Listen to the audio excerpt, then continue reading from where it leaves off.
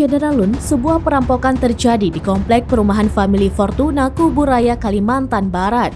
Diketahui peristiwa itu terjadi pada Minggu 26 Februari 2023 malam. Adapun terduga pelaku satu orang yang menerobos masuk ke rumah warga melalui pintu belakang. Dari video rekaman CCTV yang beredar, pelaku berkali-kali mengacungkan senjata tajam ke arah korban. Saat ini aparat kepolisian sedang melakukan penyelidikan kasus ini.